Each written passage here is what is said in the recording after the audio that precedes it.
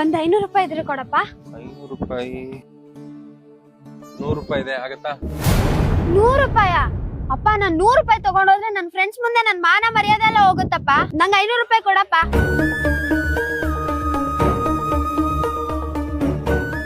ಇನ್ನೊಂದು 100 ರೂಪಾಯಿ ಇದೆ, 200 ರೂಪಾಯಿ ತಗೊಂಡು ಹೋಗ್ತೀಯಾ?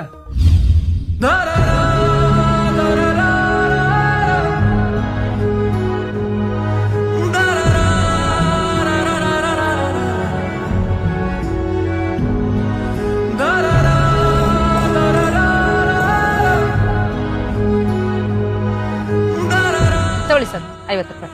ಮೇಡಮ್ ಇಲ್ಲಿ 100 ರೂಪಾಯಿ ಆಗುತ್ತೆ. ನೀವು 50 ರೂಪಾಯಿ ತಾನೇ ಮಾತಾಡಿದ್ದು? ಮೇಡಮ್ ನೀವು ಮಾತಾಡಿದ್ದು ಹಿಂದಿನ ಸ್ಟಾಪಿಗೆ, ಈ ಸ್ಟಾಪಿಗೆ 100 ರೂಪಾಯಿ ಆಗುತ್ತೆ ಮೇಡಮ್. ನೀವು ಜನಗಳನ್ನ ಇದೇ ತರ ಅಲ್ವಾ ಮೋಸ ಮಾಡೋದು? ಹತ್ತುವಾಗ 50 ರೂಪಾಯಿ ಅಂತೀರಾ, ಇಳಿದ್ಮೇಲೆ 100 ರೂಪಾಯಿ ಅಂತೀರಾ. ತಗೊಳ್ರಿ ನಿಮ್ 100 ರೂಪಾಯಿ.